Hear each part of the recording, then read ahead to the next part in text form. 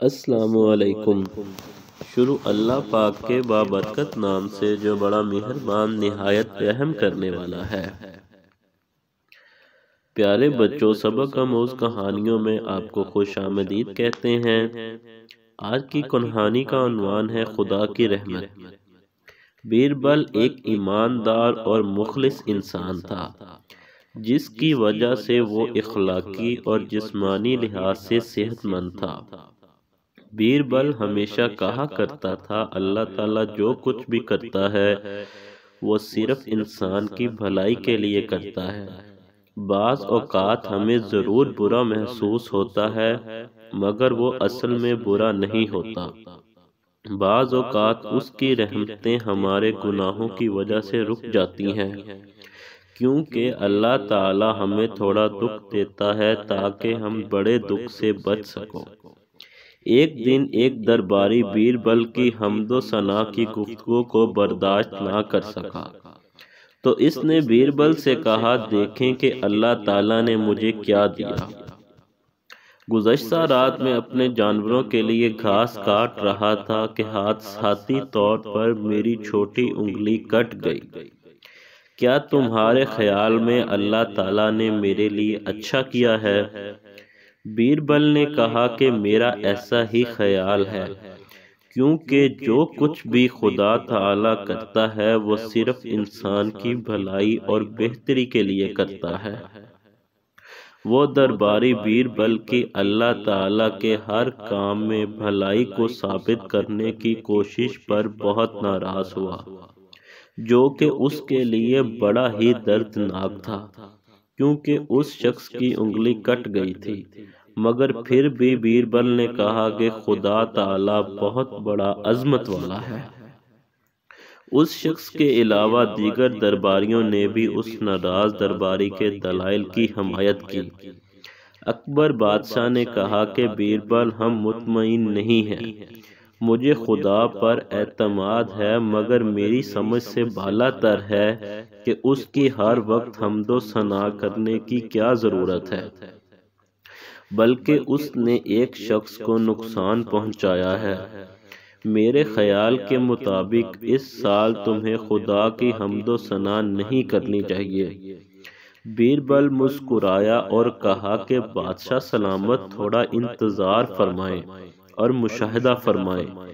3 مہینے گزر گئے۔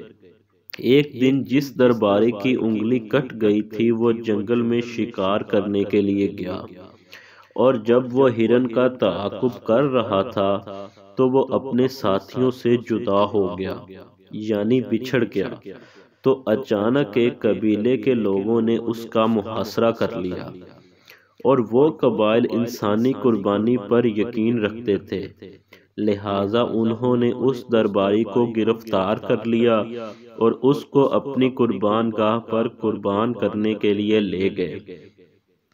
اس شخص کو قربان کرنے سے پہلے پادری نے اس کے ہاتھوں کا معائنہ کیا، اس میں ایک انگلی کم تھی۔ اس قبیلے کے مندر کے پادری نے کہا کہ اگر اس شخص کو 9 انگلیوں کے ساتھ قربان کیا جاتا ہے تو یہ ہمارے عوام کے لیے باعث زوال یا نقصان ہوگا۔ ہمارا دیوتا اس نامکمل آدمی کی قربانی سے خوش نہیں ہوگا۔ ہمیں بیماریوں اور سیلابوں اور طوفانوں کا سامنا کرنا پڑے گا، اس لیے اس ادھورے آدمی کو چھوڑ دو، یعنی قربان نہ کرو۔ لہٰذا اس درباری کو آزاد کر دیا گیا اور وہ جلدی ہی گھر پہنچ گیا، اور اگلے دن وہ دربار میں بیربل کے پاس آیا اور اس نے آ کر رونا شروع کر دیا۔ جب اکبر بادشاہ دربار کے کمرے میں داخل ہوا تو یہ دیکھ کر بڑا حیران ہوا کہ درباری بیربل کے سامنے رو رہا ہے۔ بادشاہ نے سوال کیا کہ تمہارے ساتھ کیا ہوا ہے؟ درباری نے اپنی پوری داستان کہہ سنائی۔ اب مجھے پختہ یقین ہو گیا کہ خدا تعالیٰ جو کچھ بھی کرتا ہے وہ صرف انسان کی بہتری اور بھلائی کے لیے کرتا ہے۔ اگر میری انگلیاں اچانک کٹی نہ ہوتی تو مجھے قربان کر دیا جانا تھا، یہی وجہ ہے کہ میں رو رہا ہوں، میری خوشی کے آنسو ہیں، کیونکہ میں خوش ہوں کہ میں اب تک زندہ ہوں۔ میری بیربل پر اس کے خدا پر اعتماد کے بارے میں تنقید غلط تھی۔ اکبر بادشاہ نے مسکرا کر درباری کی طرف دیکھا کہ گویا وہ بھی خاموشی سے یہ کہہ رہا تھا کہ وہ بھی خوش تھا کہ بیربل کی طرح کا اس کے دربار میں آدمی تھا۔